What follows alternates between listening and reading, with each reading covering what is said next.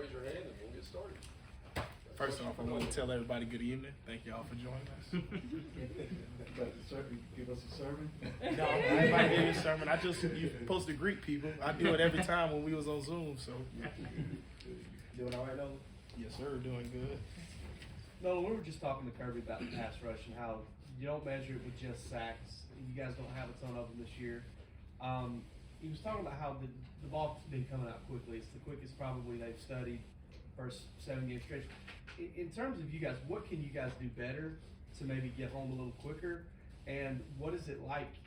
Is there a frustration level that kind of comes with, man, they're getting it out that quick? Because I know that's kind of, what you guys are hungry for. You train hard to be able to get them.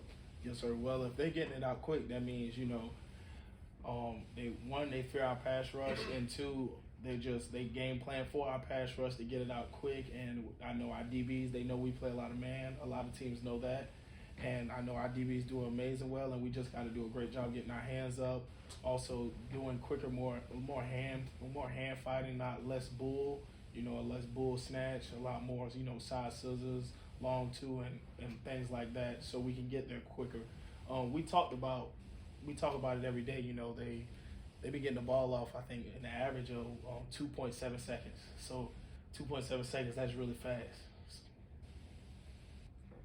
Yeah, Nolan, I guess just following up on that, how do y'all as edge rushers keep yourself from getting frustrated when you're constantly going this way and then immediately running out of the perimeter? How do you keep from getting frustrated over the course of the game when that keeps happening? Well, we just keep working every day. Eventually it's going to be that time when, some people are really going to try to take those deep shots and really go downfield, and we just going to be prepared for when our number's called. We just keep working week in, week out, just trying to affect the quarterback. If we can't sack them, then affect them. If you can't affect them, then we don't need to be out there. So we can't really get frustrated. We just got to keep working. I know that's what me and Bill harp on. We try to get sacks, but if we can't get sacks, then let's affect them. Get our hands up, make them feel like the pocket is really condensed, feel like we've been breathing on them all night. And I also think that affects a quarterback a little bit more than sacks. Obviously, it's the next game, but being from Savannah, you've made big plays in this game before, what does the Georgia-Florida game mean to you? Man, it's exciting for me just because it's a game that I always watched all my life. I'm a kid from Savannah, and I used to go to Jacksonville to go to camps with my mom, and I just get really excited to play in that game. And I just feel like, as a kid from Savannah, I just smell the weather. It feels so good. That breeze just feel like I'm at home and I'm playing at home again. So.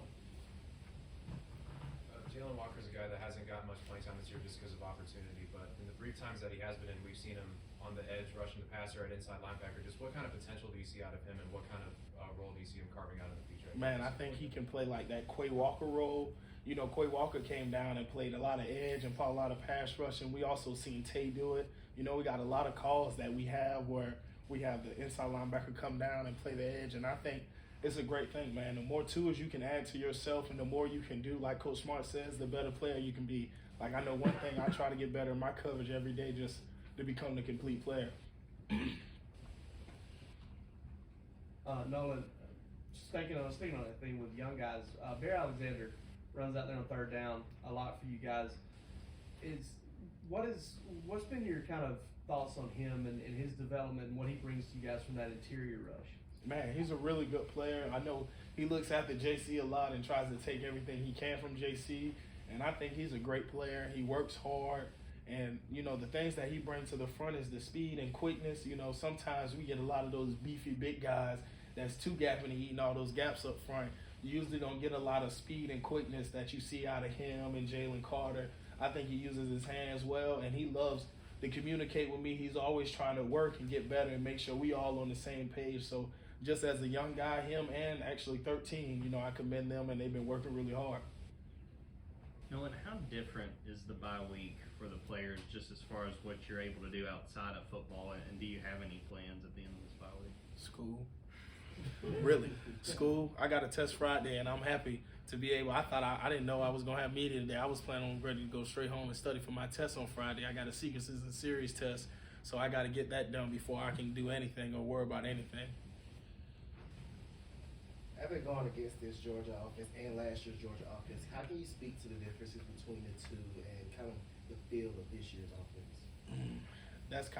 It's kind of hard just because the the backfield that we have this year is a little bit more, I say, dynamic. You know, they got that, as Coach Derive say, that juice. You know, Kenny gonna hit you with that bop bop and, you know, get on out of there. And then we got Dejan and guys like Kendall that's gonna hard runners that's gonna hit you there.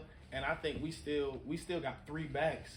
And really last year I only think we had really 2 backs and Kenny was proving himself. But now we got 3 legit backs that can all go, and that's all really good. I'll say that also, man, our front line, you know, understanding those guys, I rarely see them get protections wrong and really pick things up wrong. So, you know, they're really good up front, and they work every day. They're covering down. You see them moving the pile in the game. And that's one thing that get us turned up on the sideline, because as a defensive player, you know, we creating the pile. We jumping on the pile, and I know that's one thing that we hop on all 11 hats to the ball, and they're starting to do that on offense. Nolan, from your perspective, what has allowed Malachi Starks to come in and have the success he's had, and obviously starting as a freshman field? Man, hard work works, man. I mean, he worked all the way through spring camp. He was always the first in runs. He never said anything. He just worked. So I say hard work works, and he covered some of the best guys on our team during fall camp. And, you know, he proven himself. And then, man, his first play of the game, he catches an interception. So, and he's been a really good piece for us. Him, Dan, and Chris, all those guys working in the back end, man, they're really smart. He's still learning, and he's still going to be a great player. You know, I'm excited to see him his senior year. You know, him in my spot that I'm in now, man, he's going to be 1,000% better than any of us, really. As a veteran, as someone who's gone through bye weeks before, and you know, preparing for future opponents is nothing new. How much in the past has the bye week being at this point in the season helped with those November games? Given, you know, it's a refresher course on offense, as you guys know you're going to see in the coming weeks. Man, I think we take it as a step. We take it as a step ahead, and it's really a work week. You know, a lot of people say that, but do they actually mean it? Do they come in and buy into what coach is saying and how many periods you're going to have? And are you looking to just, oh man, I can't wait to practice over? Or are you looking like, okay, this is what Mississippi State does, such and such, and this is what Tennessee does, and going from day to day and being where your feet are, you know. I think last year, one thing that I learned, we took a step ahead on this bye week, and I think hopefully we do it this year. Got time for 2 more? Knowing a lot of your teammates seemed generally excited when Eric Gilbert scored a touchdown. I'm curious what the emotions were for you this year. Oh, man, for me, especially, man, guy from Georgia, you know, I was excited for him to score his touchdown, man. You know, we all wanted him to do the gritty because he came from LSU. But, man, I was just excited to see him get out there and get in there, knowing him, what he's been through and all his struggles and stuff, and just being able for him to refocus and get back locked in on something that he loves. Nolan, so here we are, we're 7 games in, you guys are still undefeated, you're still ranked number 1, you got what's in front of you at this point. How much, if at all, as players, do you guys look around the league? There's other teams that are undefeated, other teams that are still in the hunt, per se. How much do you pay attention to the landscape? Is there any time for that at all? It means nothing, honestly. Every week we go in, we're 0-0, and we have to prove it ourselves every week, and now we're going in 1-0. Before we came in during May and March, a lot of people didn't think we were going to be good. A lot of people were sitting here asking questions. Are they going to be having a rebuild year on defense, or why they're going to allow at least over 35 points a game, all types of crazy stuff. So I just say we take it week at 1 week at a time, and we move forward. I tell them we try to go 1-0 every week. And as long as we go 1-0 every week and be where our feet are, especially just being a senior, I tell them, man, it flies by. You know, at one point, this was my team meeting room, and I was sitting in the back of this room. Now that we do media in this room. Yeah. So I think it's just crazy that, you know, time flies by, and I tell them 1 week at a time. We ain't got time to look at the landscape, look who playing, all of this and that. If you're not watching film to watch what the opponent's doing, then don't even talk to me. Thank you, Nolan.